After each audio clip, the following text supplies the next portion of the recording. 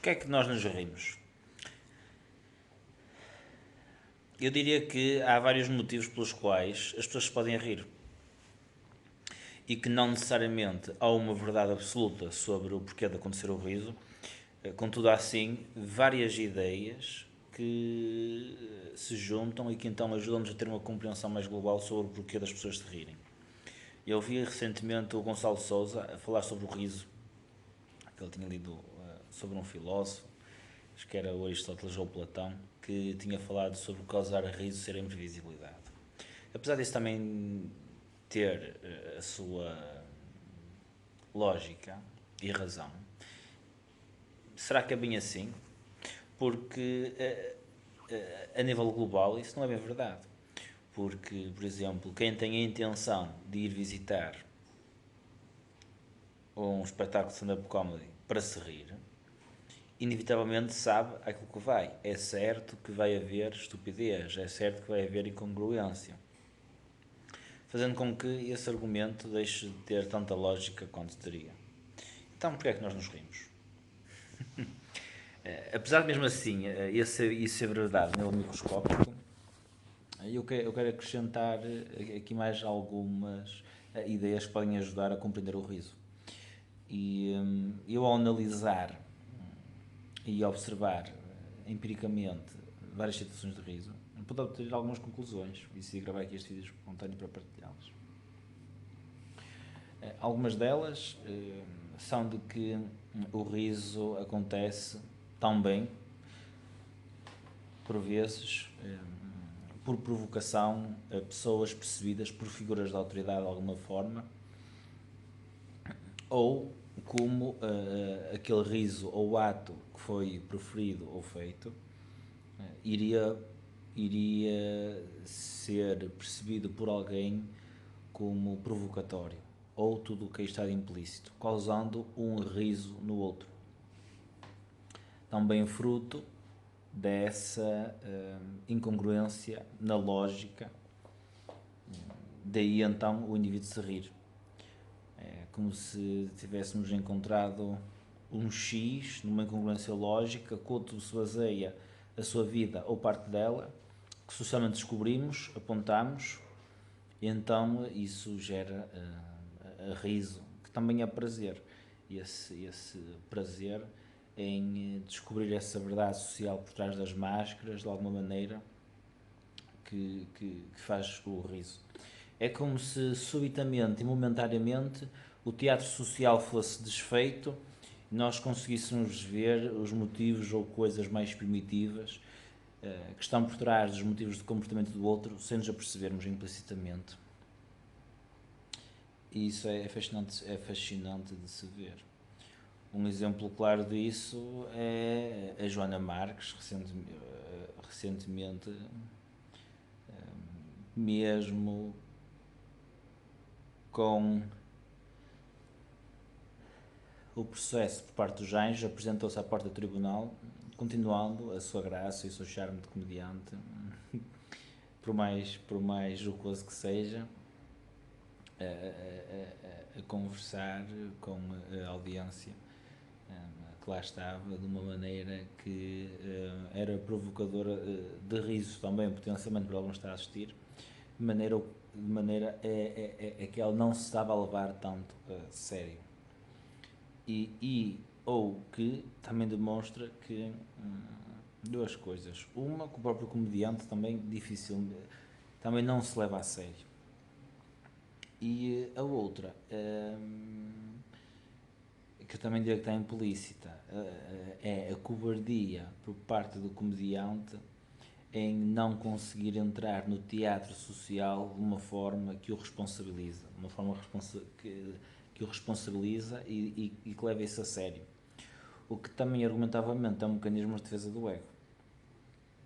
E potencialmente também uma espécie de autossabotagem por não estar a abraçar todos os impulsos e instintos, como o de poder, o conquista de status, que não associados a alguém rir-se do outro.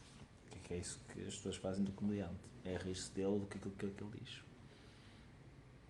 E outro interessante também é que esse posicionamento, que óbvio que é irónico ou sarcástico, ou que não é para ser levado a sério, ou às vezes há um meio termo até, Joana Marques parece que é um meio termo, porque está a falar a sério, mas simultaneamente também tem novamente aquele seu ar irónico e sarcástico, da forma como ela apresenta os termos e tendo em conta o contexto da situação, o que leva também a outros indivíduos não conseguirem levar e ter uma conversa séria com esse próprio indivíduo, por detectarem também que socialmente o teatro social com eles não é tão possível de ser feito e levado a sério, porque eles sabem que apesar daquela conversa ter ou poder ser feita ali, muito provavelmente o comediante vai acabar por não levar aquela conversa a sério devido a todo o processamento que é feito, de ironia e de sarcasmo. Então esse é um argumento interessante, que é o comediante não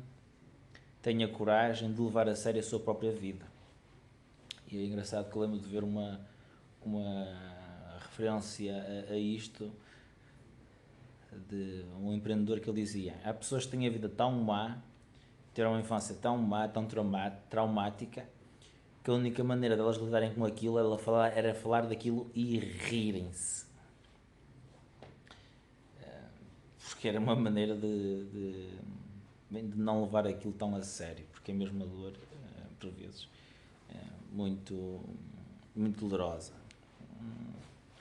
E uma forma de avançar com a vida de uma maneira onde se insere esses traumas na sociedade, de maneira somente aceite e que o indivíduo se sente bem. E que converse que vem na direção do argumento de Freud, que ele dizia que nós tínhamos algum tipo de fixação, ok?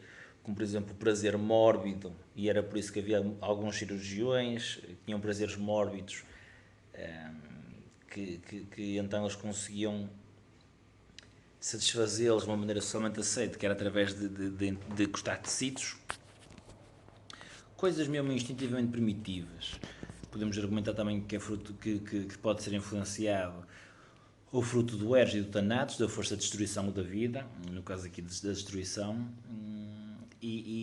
aliás, no caso da Freud era tudo sempre virado para a sexualidade, contudo, e ele também assumia isto, que os instintos mais primitivos do ID, havia algum tipo de fixação e que ela era satisfeita, esta mesma fixação, através de trabalhos socialmente aceites, onde as pessoas conseguiam satisfazer essa fixação nesses instintos mais primitivos.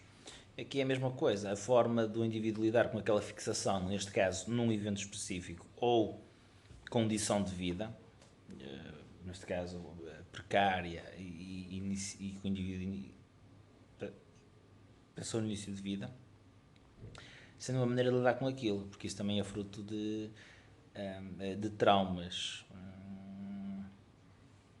a fixação em alguns momentos passados na vida. Por isso é que também algumas pessoas vão fazer terapia. Mesmo que não tenham consciência disso, o passado pode estar a influenciar o presente e elas estarem a vivenciar, a experienciar o passado no presente. Nunca argumentaste com alguém que parecia que estava a argumentar com outra pessoa e não exatamente com aquilo que estavas a dizer? É isso, para entender. Está perfeito. Então, essas são algumas das justificações. Outras delas, por exemplo, socialmente, é a pessoa rir, quando a outra se rir, com uma maneira de se conectar com o outro. O riso gera conexão e o outro está-se a rir. Será bom eu rir-me também para me conectar com ele, para sentir-me e fazer-me parte do grupo, para me encaixar, para me sentir confortável, ou porque até alguém pode estar a ver, ou se chegar alguém. É sempre bom estar em sintonia, porque quando alguém se está a rir e o outro não está, pode haver potencialmente a interpretação de que um está a rir do outro, e o cérebro sabe disso, mesmo embora podendo haver mais mil e uma explicações para isso. Simultaneamente, claro, podemos entrar nos clichês de rir para causar o alívio, com uma espécie de ufa, alívio que não sou eu, esse é um clássico. Contudo, eu acredito que é uma forma bem simples de entender, sim, e que vale a pena mergulhar no que está tudo aí de implícito. que poderemos atribuir que é algo perto de uma superioridade da situação que o indivíduo está, porque não foi ele. Porque situacionalmente, quando um indivíduo está a passar por algo mau, a tendência do ser humano é de ter compaixão, correto? É de querer procurar ajudar, menos para os comediantes. Não é? E então aqui é um contexto onde isso pode ser quebrado, se pode quebrar. E nós de alguma forma podemos argumentar que é esse gozo e prazer daí. E este mesmo argumento que acabei de partilhar toca no ponto central de algumas pessoas dizerem que há certas piadas que não podem ser feitas, porque é promover e recompensar o comportamento de riso e consequentemente indiferença ou desprezo, porque rir também pode ser desprezo. Há um indivíduo que se ri do outro, superioridade, novamente aqui este argumento, e também que coloca num caminho de potencialmente algumas perturbações, porque alguém bem enquadrado na sociedade tem este tipo de resposta mais compassiva e não outros, como do gozo e riso.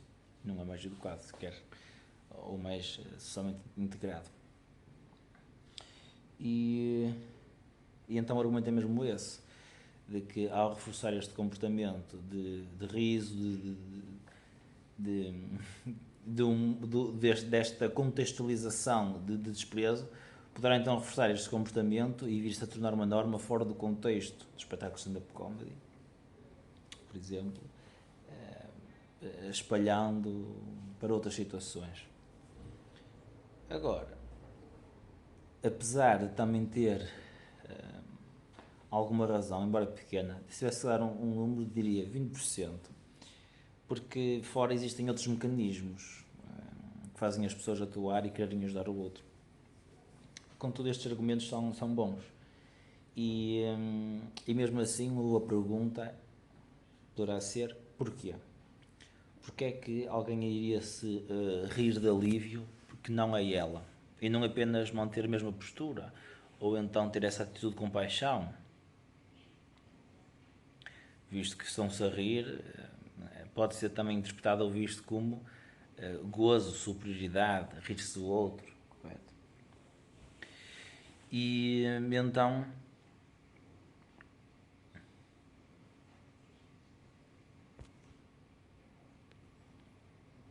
então esse rir também poderá ser, aliás, é uma coisa que depois de uma pessoa entrar em contacto simplesmente transforma-se, não dá para deixar de ver. É a mente transformada, nunca mais volta atrás ao seu estado original. Como as camadas de significados sociais que nós fazemos nas nossas ações, elas de alguma forma custam recursos cognitivos, gasta energia. E quando isso não está solidificado nas raízes do indivíduo, essa mesma razão que ele justifica para atuar socialmente, por exemplo, o amigo, quando está com outro amigo, se ele precisar de ajuda, ele ajuda imediatamente. Contudo, em outros contextos, ele poderá se rir. Ei, foda-se, agora tenho que ir ajudar outro gajo. Há um recurso cognitivo que exacerbado, que está a entrar na função, quando ele está no contexto do amigo. Porquê? Porque tem que ter uma atitude incongruente que teve fora daquele contexto. E então, quando esta parte está toda integrada, ou seja, o teatro social mais a transformação interior, ou seja, o significado que se fala e atribui nas interações sociais com o interior mesmo profundo, que eu argumentaria que toca na epigenética, que toca até nas células nervosas e na expressão do ADN, é totalmente diferente. Porquê? Porque o indivíduo, tal como nunca iria responder em casa, agora tenho que ajudar um amigo que seca, merda. Mas sim, iria ser algo congruente. E então não havia tanto desgaste de energia. Contudo, para haver essa incorporação de significado, gasta muita energia, é preciso entrar em contacto com as emoções profundas para haver transformação real, tal como na terapia. Isso é muito difícil, porque o nosso espaço social, que eu gosto muito dele, não permite ou não promove isso de uma maneira eficiente, seja por muitas razões históricas, culturais, pragmáticas, porque tínhamos de nos fazer à vida e tomar alguns tipos de soluções que eram mais pragmáticas, alguns argumentavelmente menos humanistas, mas era a vida, meu amigo.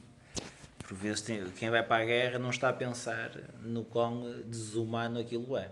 Está a pensar sim em resolver aquilo que foi lá fazer, porque de alguma forma poderá ter sido obrigado, por exemplo, não teve outra solução, entre outros.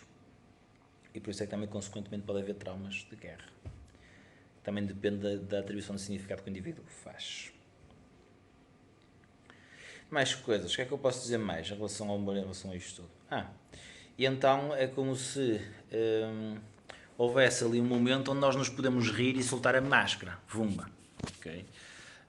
Porque para nós transformarmos é preciso haver alguma coisa que nos marca profundamente. Isso é terapia, ok? Os mecanismos de defesa do ego vão todos à vida, conseguimos entrar com as partes mais profundas de nós, os complexos, outros, e podemos curá-los, transformá-los e mudamos a nossa cognição, ficamos mais maduros, sérios. Se repararem, isto que eu estou a dizer não é nada mais do que um adolescente. O adolescente ri-se entre os amigos da professora ou das raparigas, ou seja lá do que for, mas quando está nestes contextos adota aquela postura que é socialmente esperada. Okay? Enquanto que um adulto maduro, ele iria fazer o quê? Algo que seria mais congruente, iria demonstrar preocupação ou profissionalismo e seriedade em casa, e iria dar continuidade a essa postura e pensamento no outro sítio. Ok? E essa é que é a principal diferença, argumentaria eu até, entre a teoria psicanalítica de Freud e a de Carl Jung. É como é baseada na fixação, ou seja, na fixação e na repressão, e na normalização dela e da fixação. Enquanto a outra é tocar na raiz dessa fixação, dessa repressão, desse complexo e transformar através da atribuição de significado, através da individuação, de fazer aquilo que o indivíduo acredita nas profundezas do seu sistema nervoso que é correto. Que nada mais é também do que amadurecimento, evolução, responsabilidade, olhar para a própria vida com mais seriedade, em vez de levantar os ombros e dizer um palavrão, que se foda, que se foda. Correto? E esta transformação que ultrapassa e que elimina até certo ponto as máscaras sociais, argumentavelmente, e para entender, porque teoricamente elas não dariam para as eliminar, teoricamente, né? Ou virtualmente. E então o humor permite isso, permite ultrapassar essa barreira do teatro social para aqui estou livre, estou à vontade, aqui posso ser uma criança, aqui posso ser um infante, aqui posso ser infantil. Tanto é que normalmente risos sobre coisas sérias são atribuídos a crianças, a adolescentes, como por exemplo falar sobre sexualidade. Porquê? Porque é uma maneira de não levar aquilo a sério, argumentavelmente porque os mecanismos de defesa do ego não permitem, porque aqui argumentaria eu fundamentalmente devido ao indivíduo não estar preparado para aquela informação, ou devido ao aspecto cultural, ou social, ou familiar que impede que aquela informação seja incorporada daquela maneira. Ou seja, fruto também das forças exteriores que fazem influência sobre o indivíduo, pais, parentalidade, etc. E mesmo em adultos é igual, e adolescentes é igual. O riso é uma forma de o indivíduo não entrar em contacto com algo que lhe dói. Não é uma regra absoluta, mas é mais um pedacinho e 1% para compreender a totalidade de quando é que acontecem as situações de humor. Outras, ultrapassando o espetáculo stand-up comedy, serão as quando há incongruência. No teatro social chegou-se a um sítio de embaraço. Riso é sempre um bom remédio. quando não sabe o que se acabou de fazer, ou como é que se vai, ou como é que se acabou a parar numa situação, ou como é que se vai sair de uma situação. Riso. Riso é sempre o melhor remédio. Para situações catastróficas que aconteceram ao indivíduo, para um caminho que o indivíduo traçou que não estava à espera, correto? Porque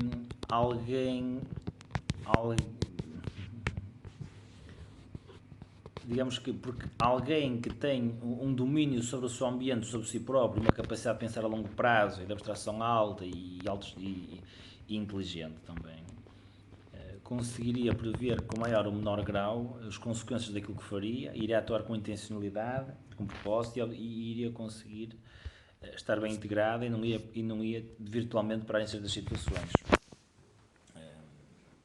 E isso também iria representaria recursos, etc. Agora, há a parte de nós biológica que é assim, ponto. Contudo, isto não é uma regra absoluta, como é óbvio, porque toda a gente se encontra ou encontrou neste tipo de situações, de uma maneira ou de outra, ou vai encontrar mais cedo ou mais tarde. E claro, nós somos seres humanos, temos sempre compaixão uns com os outros, e isso é que também nos caracteriza como seres humanos, é a compaixão que nós, alguns diriam não temos, mas eu digo que temos.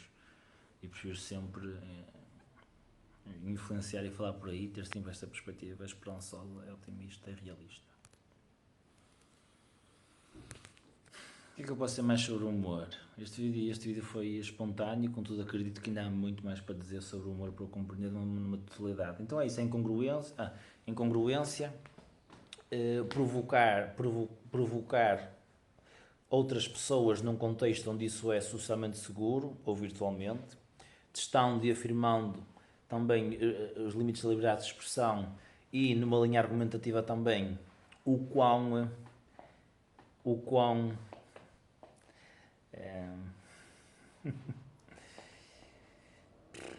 potencialmente perigoso pode ser nós dizermos aquilo que queremos e nos apetece.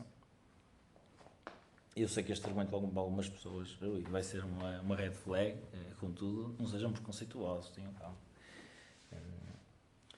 Porque a verdade, não sei, é verdade, porque a verdade é essa. É uma forma de demonstração de como alguém pode estar a dizer algo, como algumas neofeministas argumentam, sentido, que elas dizem, é porque sente-se que a pessoa sente aquilo, dá para distinguir quando a pessoa sente, não está para fazer piada, ela sente aquilo, nota-se, não é? Que há esse argumento engraçado, que a Beatriz gosta e com o Armando José. E o engraçado é que, não num ponto de vista jurídico, nem aquilo que se deve fazer ou não, mas apenas num ponto de vista intelectual de compreensão da situação. Ela também tem alguma razão, não no sentido de se dever limitar a liberdade de expressão, não, mas como também é uma expressão artística do qual nós podemos entrar em caminhos mais macabros ao não termos qualquer tipo de regras ou limites ou normas ou morais. Contudo, ali é ok, porque é um sítio de uma expressão artística.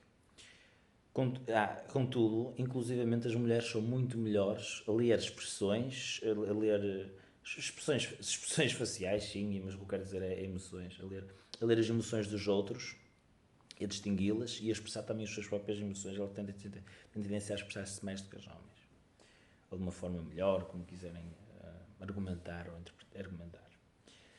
E então, se repararem, tendencialmente quem usa mais este tipo de argumentos até são mulheres, não são homens, e um dos motivos potencialmente é esse. É que alguém, quando está a incorporar mesmo mais emocionalmente esse tipo de papel mais sentido, vai gerar esse tipo de reação em algumas pessoas, e por isso é que também tem piada.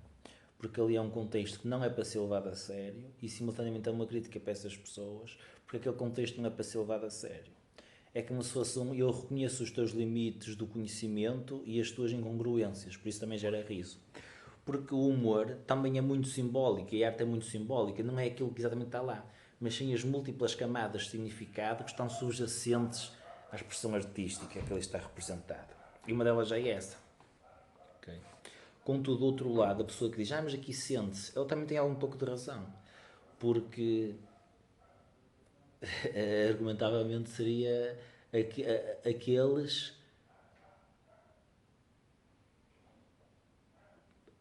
aqueles... Seria o argumento daqueles que dizem que o humor pode normalizar comportamentos que não são para ser normalizados. Eu não gosto nada disto, eu sou a favor da expressão. Contudo, compreendo como é que, a nível de significado, faz sentido, faz todo este sentido, são estas várias camadas de significado. Ok? E do outro lado é este contraditório. E podemos dizer que isto é uma representação também do nosso processo civilizacional que está agora a acontecer, enquanto estamos e procuramos nos conhecer e compreender um ao outro para nos integrarmos, todos nós uns com os outros, e continuarmos a nossa vida em sociedade. Tal como acontece, por exemplo, num casal, há coisas que irritam o outro, vice-versa.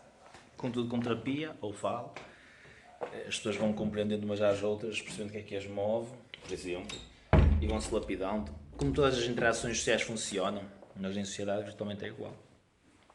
E a expressão da arte também pode ser uma forma disso. E é por isso também que nós vemos este tipo de posturas de pessoas a dizerem que o humor deve ser regulado e esse tipo de coisas, que inclusive está aqui, esse tipo de discurso está em universidades portuguesas também. Pelo menos numa está, que é a minha, que eu estive lá. O humor deve ser, exato, não deve ser... Censores do humor. É a melhor forma, para ser mais preciso, de certas coisas que não se deve dizer. Mesmo por humoristas e comediantes. Porque fundamentalmente eles também têm um ponto de razão.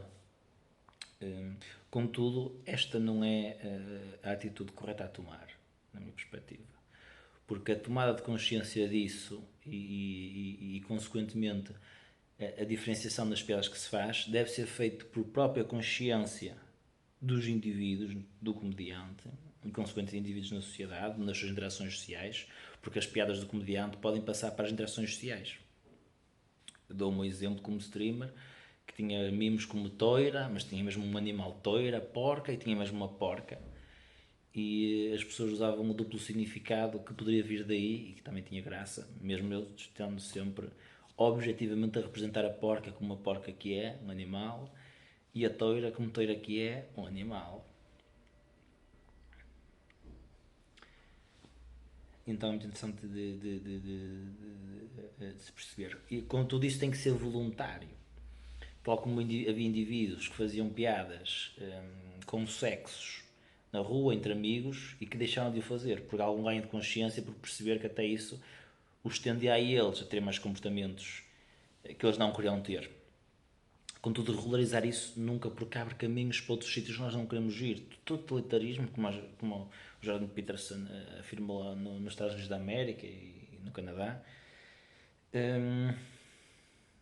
Contudo, argumentavelmente, também há sempre parte da população, argumentavelmente menos educada, menos consciente, que faz sim esta incorporação de pensamento, de discurso no seu dia-a-dia, ou em alguns momentos, seja por terem problemas emocionais, psicológicos, educação, porque ninguém é perfeito, ninguém escolhe onde nasceu, nem o que está a fazer ou dizer, em certo ponto de vista. Porque, claro, a nível objetivo e fundamentalmente, na vida que vivemos em sociedade, cada indivíduo deve ser responsabilizado pelos atos que faz. Ponto. E é isso que os humoristas dizem e bem. Correto? Cada indivíduo tem responsabilidade sobre aquilo que diz e faz. E é verdade. Juridicamente, como é que é? Judicialmente é verdade.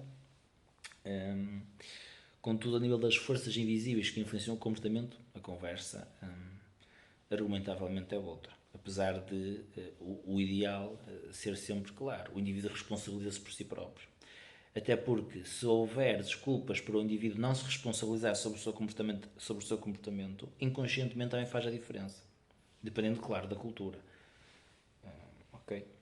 Portanto, podemos argumentar que há culturas que não há multas por se fazer algumas coisas e as pessoas não fazem. Simplesmente escolhem. Okay? Porque a cultura também faz a diferença. Mais coisas sobre o humor. Este então é o Giga Joga, correto? Vamos avançando, nós fazemos piadas, provocando e tal. E a sociedade é avançando. Esperemos que não acabemos num regime totalitário, como o Jordan Peterson anunciou. No Brasil já comediantes, já um comediante foi preso 8 anos por fazer piadas num espetáculo de stand-up comedy, o Léo. Eu já acredito, espero que não, acredito que não. Mais coisas sobre o humor. Situações embaraçosas que o indivíduo não sabe como atribuir significado, por exemplo, alguma coisa alguém diz alguma coisa para o outro, o indivíduo não sabe como significar aquilo, ri-se, acha piada. E aí também pode estar implícito, por exemplo, não levar algo a sério. Okay? Não levar algo a sério, ri-se. Ou então não sabe como significar na sua narrativa interna, não acha piada. Porquê? Porque, segundo a psicologia, nós estamos constantemente a construir uma narrativa sobre o mundo interna. Incorporamos essa história. E por isso é que nós temos as emoções que temos e sentimos-nos bem ou mal sobre a nossa própria vida. Por exemplo, o indivíduo que acredita que a vida dele não vale nada, mesmo ele tendo muito dinheiro e um helicóptero, tem uma narrativa interna que o faz não valorizar isso. Então, argumentavelmente, o que a terapia poderá fazer é ajudar o indivíduo a recriar a sua narrativa interna para procurar ver mais significado no mundo à sua volta e no quão bem ele poderá estar. Ele é que sabe o indivíduo. O psicólogo, o terapeuta apenas ajuda a recriar essa narrativa. E acho que chama terapia narrativa. Ou, é só um nome, porque pode não ser chamada terapia narrativa, mas estar-se a fazer a mesma coisa. Acho que virtualmente eu diria que se faz isso em todas as terapias. Mudar a narrativa interna do indivíduo em relação à situação, fazendo-o ver a situação de uma maneira diferente, de forma a ele não ser.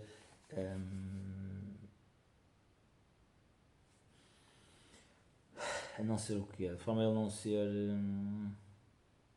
tão julgador, por exemplo, do outro e isso colocá-lo irritado, por exemplo. O indivíduo acha que o outro fez algo para o provocar. Pumba. Narrativa interna é essa, ele faz o quê? Faz sentir-se, faz ele próprio sentir-se mal.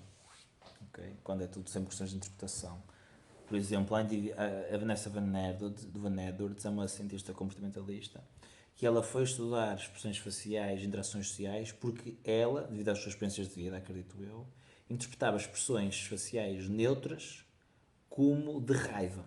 Então ela foi aprender qual é que foi o significado das expressões mesmo para saber como interpretar e lidar melhor com as situações sociais. Ela era introvertida não sabia lidar com as situações socialmente e foi aprendendo. Então o humor também é isso, é quase um refúgio socialmente para nós continuarmos o teatro social de maneira a sentirmos-nos bem e estamos enquadrados. É como se fosse uma estratégia para continuarmos a nossa vida em sociedade de maneira integrada. Rimos, achei piada, não, achei piada, eu gosto dele, acho piada ao gajo, gosto, fixe, tal. Okay. Argumentavelmente também, isto encaixa bem devido a todas as camadas de significados que poderão estar associadas ao riso. Algumas delas já expliquei. Que aqui, apesar de ser um mecanismo de defesa do ego, que é o indivíduo rir-se porque não consegue integrar o que o outro disse nele próprio, okay? Naquele momento não consegue, por isso é que se ri.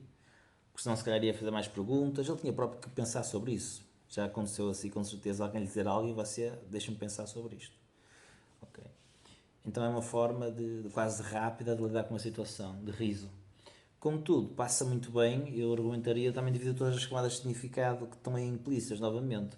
Uma delas é também, o riso também é feito em situações unilaterais, ou seja, em situações de superioridade, em situações de altivez, de usar a palavra correta, em situações de superioridade, parece-me bem. Acho que superioridade vai dar por hoje. Poderia não foi. Poder, argumentavelmente. Superioridade. Acho que é isso. Superioridade. Alguém rir-se do outro. Superioridade. Isso realmente ali passa, porque né, um ambiente harmonioso. Rir também é um bom sinal, porque também tem sensações positivas, como já a conexão. Ou até o outro está a demonstrar alguma habilidade de fazer o outro se rir. Ok? E é uma forma de então as pessoas se enquadrarem socialmente e parece uma boa resposta, bom vídeo, estou satisfeito. Mas não lidar com essa informação e tal, mais coisas. Uma pergunta que pode ser feita é: então o indivíduo depois não reflete sobre isso, visto que não sabe como enquadrar, vai refletir depois? Argumentavelmente não, porque isto é automático e inconsciente.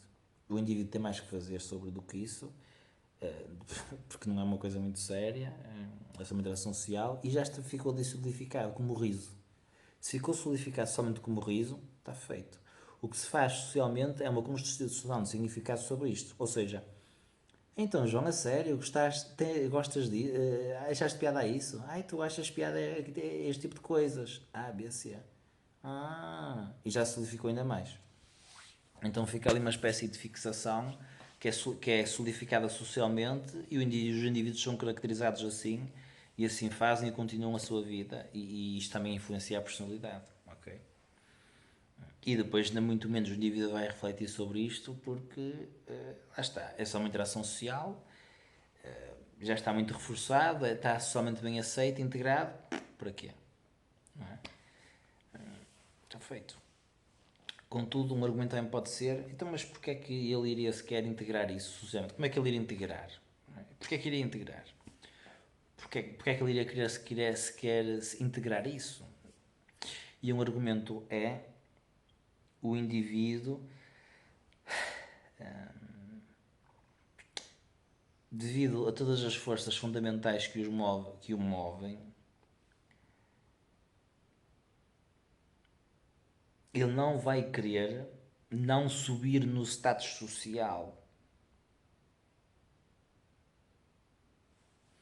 Ele vai querer sim procurar não fazer qualquer tipo de autossabotagem, procurar ter mais status social no sentido positivo, e isso consequentemente é mais recursos, maior percepção, por exemplo, de que ele domina várias áreas do conhecimento, tendo em conta que o Olgo disse algo que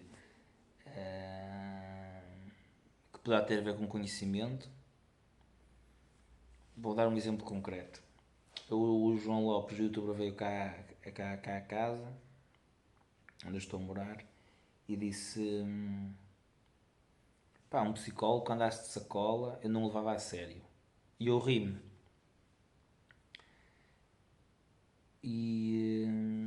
E argumentavelmente poderá ser um exemplo disso mesmo. Não saber como é que integrar aquilo, ri-me. Então, como é que poderia ser, argumentavelmente, uma forma de ganhar status social e levar-me e tudo o que aí tem de benefícios, de nada de autossabotagem, contudo, simplesmente a integração de todas as matrizes primitivas de comportamento humano socialmente integradas e transformadoras. Seria, por exemplo, olha, mas estagem, argumentavelmente, olha que um bom psicólogo também pode usar uma sacola porque é bastante útil para ter o caderno e tirar notas. Em qualquer lado, dá consulta em qualquer lado. Sacola, zumba. Caneta e papel, está a tirar notas. Isso até poderia evocar um riso no outro lado porque é uma boa piada. Também. Que demonstra conhecimento e poderio, situação de desenrasco naquele momento. Contudo, não gosto desta porque tinha que ser uma ainda melhor. Uma que eu não gosto, mas que acho que também dá para fazer aqui o argumento, seria, por exemplo, João, nós estamos cada vez mais numa sociedade mais diversificada e diferentes estilos são aceites. Por isso, sim, também é moda e é estiloso o psicólogo usar sacolas, João, não sabias? Okay. E levando assim o respeito para comigo que estou ligado à psicologia e estava também ali associado a mim uma sacola, porque estava com uma sacola na mão, e era uma maneira então de colocar-me com mais alguma altivez, de uma maneira socialmente integrada e argumentavelmente verdadeira. Já fizemos mais longe disso, pelo menos. É para dar um exemplo, dá para entender. E então, este é um exemplo. E tal, mas como é que isso, ele fazer essa piada, não é algo que dá essa altivez? Como é que é? Porque é que é algo que queres responder dessa maneira? Argumentavelmente não. Porque nós somos movidos por forças fundamentalmente primitivas, nós somos animais, tal como vemos o pavão a levar as penas para demonstrar-se macho e tudo mais. Argumentavelmente isto também existe entre nós nas situações sociais de maneiras diferentes, ponto. E apesar de ser uma piada, também tem todas as camadas de significado subjacentes àquilo que é piada e aquilo que é piada e que provoca piada. É como o humorista que faz piadas sobre o outro. É quase uma maneira de rebaixar e argumentar, e isso também faz rir. Provoca riso. Faz rir, provoca riso.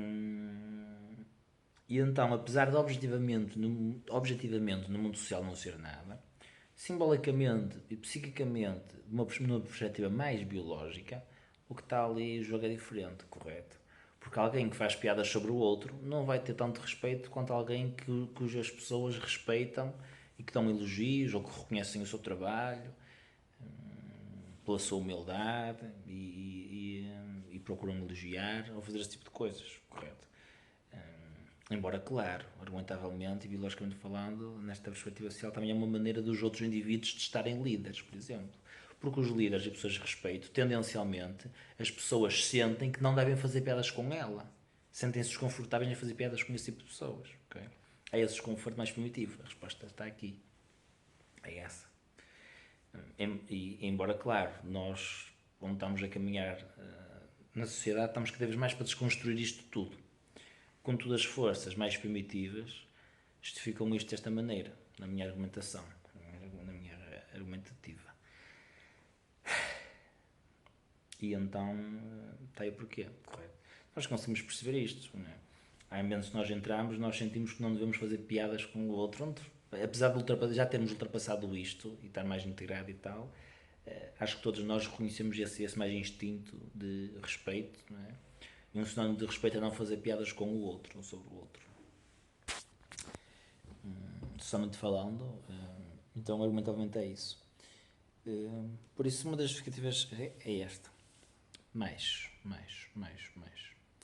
Claro, o estúpido também provoca riso, como é óbvio, ou seja, aquilo que não tem sentido, aí podemos falar das quebras de lógica, aí pode-se falar da estupidez do outro também, podemos dizer-nos que é um riso no sentido de rir da lógica, de incongruência, e também até do outro, tipo, que estupidez que este gajo está a dizer, como uma forma de não levar aquilo a sério.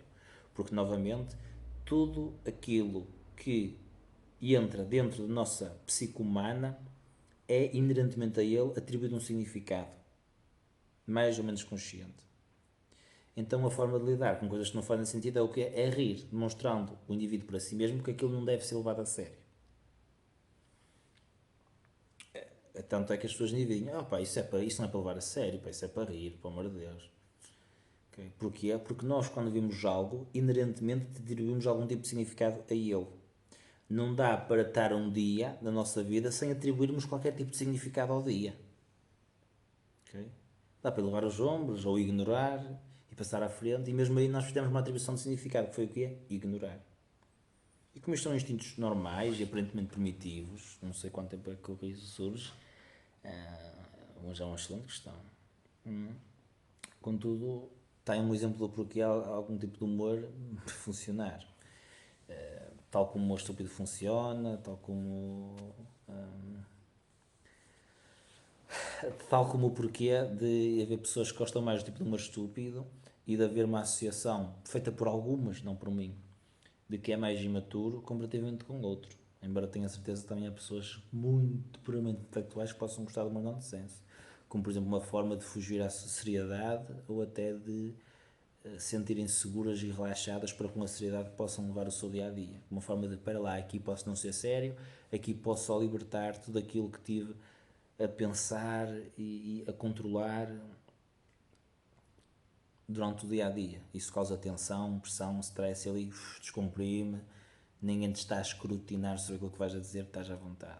Não tens que pensar sequer, é só porque o dia já foi muito estruturado, rígido, tiveste de pensar, tomar decisões e sugaste a energia. quando não é automático, quando nós não estamos transformados interiormente, como falei para aqui, para 20 minutos atrás, custa ainda mais do que se for algo que nós já fazemos com alguma automaticidade. Então aí até há menor necessidade de haver algum tipo de comédia para rir. Ok? Como alguns indivíduos podem dizer que vão fazê-lo para se rirem. Ai, a vida está muito séria. Okay? De mecanismos de fazer do ego. Okay? Lidar com a vida é lidar com a vida, é aceitar. Porque é que alguém argumentavelmente iria querer fugir da sua vida para não sentir aquela seriedade? Acham que no tempo dos Homo sapiens, sabe?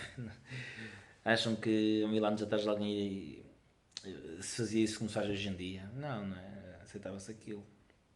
No máximo fazia-se mais por questões de cultura e por aí fora, e não porque a vida está muito séria. Embora até argumentavelmente talvez fizesse nesse tempo, mas a justificativa era mais por questões de cultura do que essa, argumentaria eu. Posto isto, tenho a certeza que há mais. Eu vou lançar um livro que adoraria dizer que era em breve, mas não vai ser em breve porque eu não sei quando é que eu vou escrevê-lo, ou quando é que ele vai estar completo, porque tenho muitos para escrever. Espero que depois ao escrevê-los vai sempre ser alguma coisa, vai sempre dar para aprender.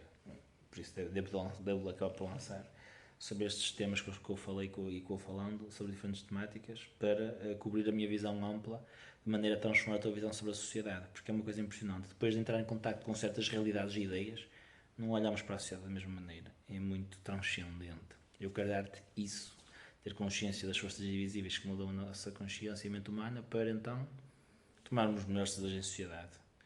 E por favor, eu não sou contra a liberdade de expressão. Não me cancelem. Obrigado, até à próxima. Espero que tenham gostado da minha dissertação de mestrado.